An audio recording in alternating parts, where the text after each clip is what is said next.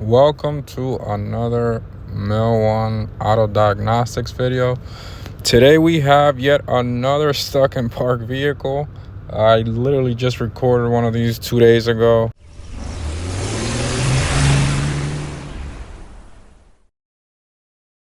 So this vehicle actually has an electronic shifter. As you can see here, we put it into drive and the vehicle puts itself back into park. Here I put it into reverse and right back to park. What's that little error message? I scanned the vehicle and I found this DTC in the transmission, which is P07E6. I've actually never seen that DTC before. So we're in the DTC description here, and the threshold for this code is park and pull does not disengage within the specified time. So what I believe is going on is there's a parking lock valve that actually disengages the park pull, and we are commanding that valve to pretty much disengage the park and pull whenever we switch over our electronic shifter.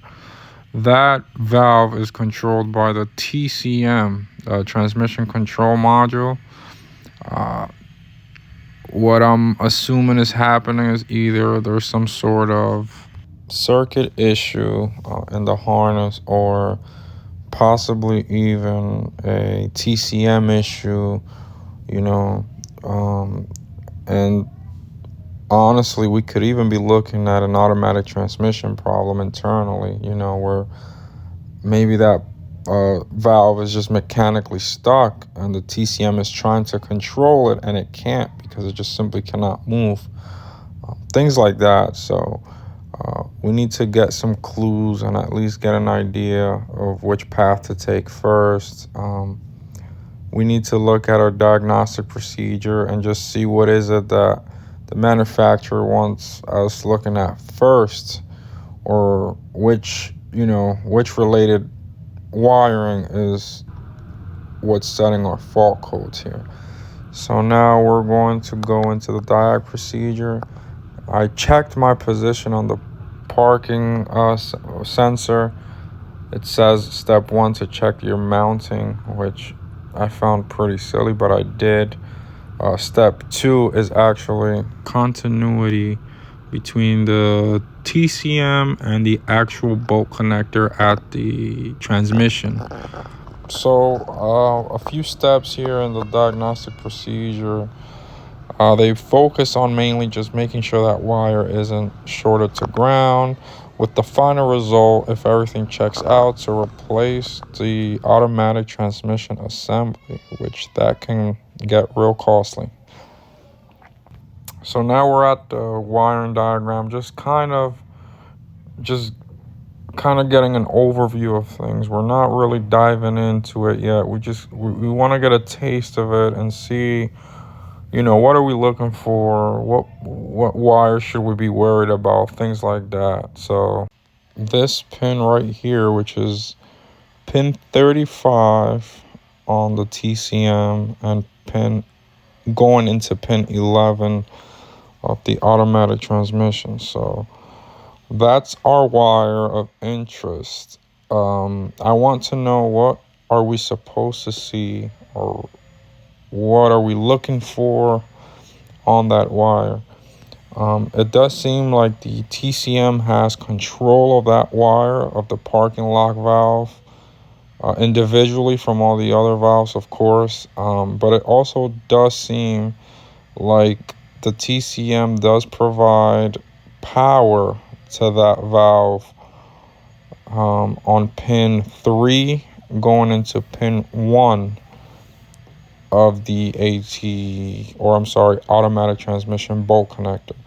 So my guess is we provide power on pin 1, which is pin 3 of the TCM, but we ground that valve on pin 11, which is pin 35 of the TCM. The pin numbers are different, even though it's the same wire. So on the automatic transmission bolt connector, it's going to be 11, but that turns into 35 at the TCM. And the same thing for that power wire we see, which is pin 1 going into the automatic transmission, and pin 3 on the TCM. So what we're going to do now is we're going to actually hook up a meter, and we're going to see what we're measuring on that wire right here. I want to see, I clicked this.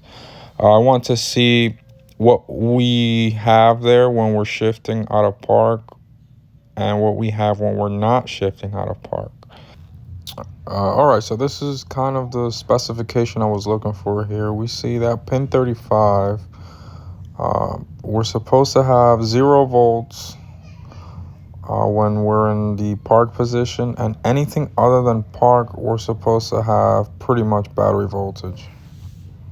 All right, so I'm under the hood now, and I'm pierced to pin 11 of the automatic transmission on that big bolt connector now, and we're going to see our meter readings now. As you can see, with the vehicle in park, I'm showing 7 volts, and I attempt to put it into drive, and I get 14.4, and then it shifts itself back into park, and we get those 7 volts again. So here I'm attempting to put it back into reverse, and it defaults right back to the 7 volts. Now we know our spec, and we know that with the vehicle in park, we should see 0 volts, and with the vehicle in anything other than park, we should see battery voltage. So I actually hooked up my maxi scope because my meter readings were just a little weird. I don't know why we're seeing 7 volts there. It could be high resistance in the harness, but with the oscilloscope, we're actually seeing a duty cycled signal. So that actually does make more sense. It also tells me that the service manual might be incorrect, being that it was showing 0 volts when in park. It's not 0 volts, it's actually a duty cycled control, so it's not a full ground, it's a ground based on percentage or duty cycled. So here I'm attempting to put it in drive. You see the battery voltage, then it defaults back to park, and we see that duty cycle signal return to the screen. So we can clearly see that the TCM does have control of that lock valve.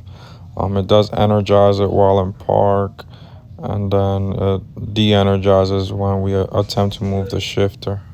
I think what I want to do next is actually make sure that that control wire from the TCM is actually able to energize our lock valve inside of our transmission. So what I did was I hooked up a very low amp test light to that pin 11 gray wire at the automatic transmission. I just want to see if the TCM is actually able to carry current and energize this lock valve, if it has the capacity to do so, and it clearly does. Here we're in park, and it's trying to energize that lock valve, as you can see with my light hooked in parallel. I'm gonna have my coworker shift the vehicle out of drive, and as you can clearly see, the light turns off. So that TCM has full control of that lock valve. What we're maybe looking at is an actual stuck lock valve, which will require transmission replacement. So I wanted to get one last look at the oscilloscope here with the light still hooked up, just to see if we see anything weird, and we don't. It remains exactly the same as it was before. That TCM is attempting to energize that valve, as it should.